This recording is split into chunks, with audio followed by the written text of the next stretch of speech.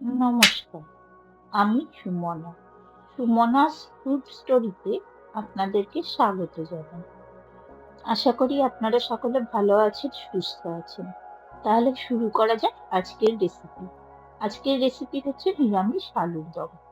এবার একটি মিক্সিং জারে একটা বড় টমেটো, 2 ইঞ্চির মতো আদা ও 2টো কাঁচা লঙ্কা দিয়ে আমি এটা ভালোভাবে মিক্সিতে পেস্ট করে নিয়েছি।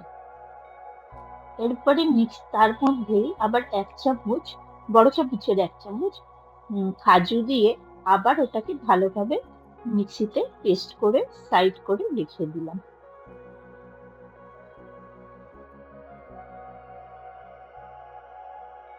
এবার এখানে একটি ভাজা মশলা তৈরি করে নেব।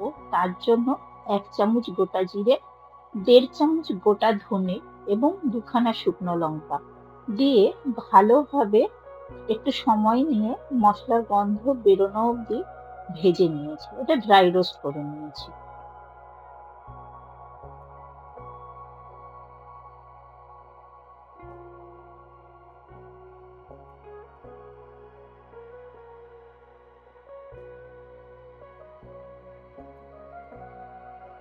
ড্রাই রোস্ট করে এবার একটা পাত্রে আমি তুলে রাখছি এবং এটাকে ব্লেন্ড করে নেব। এরপরে একটা প্রেসার কুকার বসালাম। তার মধ্যে 300 গ্রামের মতো ছোট আলু চোকলা ছাড়িয়ে ভালোভাবে ধুয়ে এর মধ্যে পরিমাণ মতো জল এবং সামান্য একটু লবণ দিয়ে এটাকে সিটি দিতে বসিয়েছি। আমি লো সিমে করে প্রায় 10 থেকে 12 মিনিট রেখেছিলাম। তাতে আলুগুলো 80% কুক হয়ে গেছে। এরপর আমি একটা মশলা তৈরি করব। তার মধ্যে 1/2 চামচ জিরে গুঁড়ো, 1/2 চামচ ধনে গুঁড়ো এবং 1/2 চামচের একটু বেশি হলুদ গুঁড়ো এবং কাশ্মীরি লঙ্কার গুঁড়ো মোটামুটি 1.5 চামচের মতো নিয়েছি। এর মধ্যে সামান্য চিনি দিয়ে এবং জল দিয়ে ভালোভাবে মিশ্রণটি তৈরি করেছি।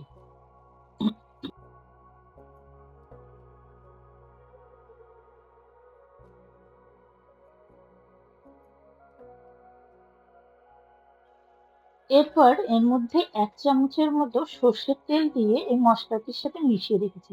এতে মশলার রংটা পরবর্তীকালে যখন রান্না করা হবে তখন বেশ সুন্দর একটা রং আসবে। এরপর গ্যাস জ্বালিয়ে একটা কড়াই বসিয়েছি। তার মধ্যে 3 থেকে 4 চামচ বড় চামচের তেল দিয়েছি আলুগুলোকে ভালো করে লাল লাল করে ভাজবো বলে।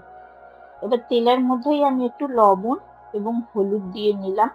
তারপরেই আমি আলুগুলোকে দিয়ে ভালোভাবে ভেজে তুলে নিয়েছি।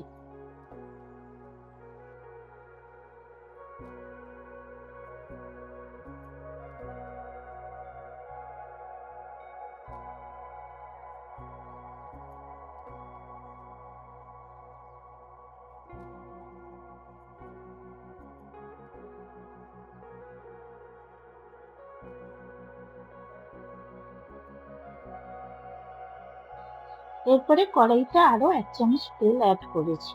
করার পরে তেলটা গরম হয়ে যাওয়ার পরে এর মধ্যে 2টো তেজপাতা এবং গোটা গরম মশলা আমি এই তেলের মধ্যে দিয়ে যতক্ষণ না এই মশলাগুলো থেকে গন্ধ ছেড়েছে ততক্ষণ পর্যন্ত লো সিমে এটাকে ভেজে নিয়েছি।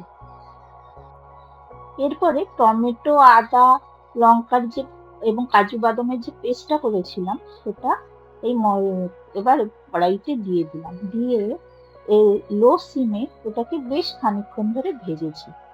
যখন তেল ছেড়ে এসছে তখন যে মশলাটা তৈরি করেছিলাম ধনে জিরে গুঁড়োর সেই মশলাটাও এর মধ্যে দিয়ে দিলাম এবং সাথে মশলার যে বাটি ধোয়া জলটাও এর মধ্যে আমি অ্যাড করেছি এবং এই সময় গ্যাসের ফ্লেমটা লোতে রেখেই ভালোভাবে কষাতে হবে।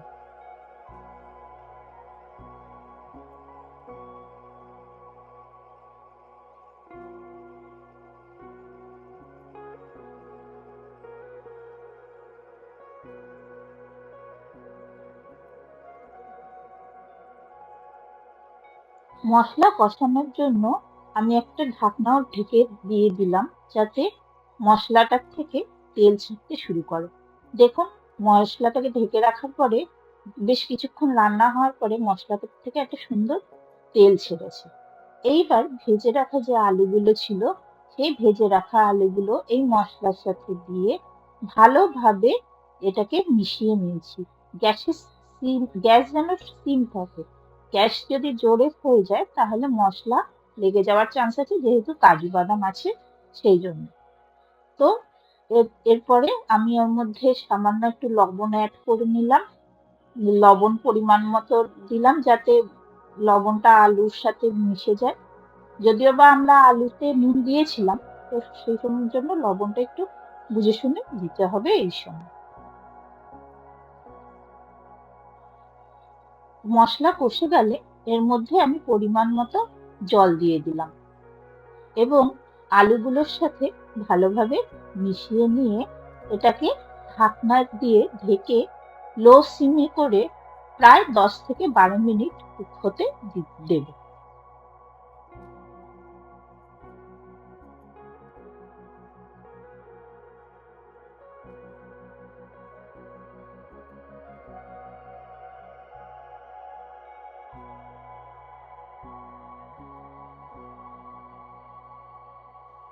কিছুক্ষণ পরে ঢাকনা খুলে একবার এই আলুর সাথে ঝোলটাকে ভালোভাবে মিশিয়ে নেব। একবার ভালোভাবে মিশিয়ে নিলে তাহলে বোঝা যাবে যে আলুটা কতটা নরম হয়ে রয়েছে এবং ঝোলের পরিমাণটাও কি রয়েছে। আমি ঝোলের পরিমাণটা একটু কম করার জন্য আমি এটাকে আবার একটু ঢেকে সিম করেই রান্না করেছি আরো বেশ কিছুক্ষণ। এরপর দেখুন ঝোলটা অনেকটাই টেনে নিয়েছে এবং এমনভাবে ঝোলটা রাখবেন যাতে আলু তো জল টেনে নেয়, তো সেক্ষেত্রে ঝোলটাকে একটু বুঝে রাখবেন। এরপরে আমি একটা ভাজা মশলা যেটা তৈরি করেছিলাম জিরে, ধনে এবং শুকনো লঙ্কা দিয়ে, এবার সেই সময় এটাকে সেই মশলাটা এর মধ্যে দিয়ে এবার ফাইনালি এটাকে একটু মিশিয়ে নিয়ে ঢেকে রেখে দিলেই তৈরি হয়ে যাবে আজকে নিরামিষ আলুর দম।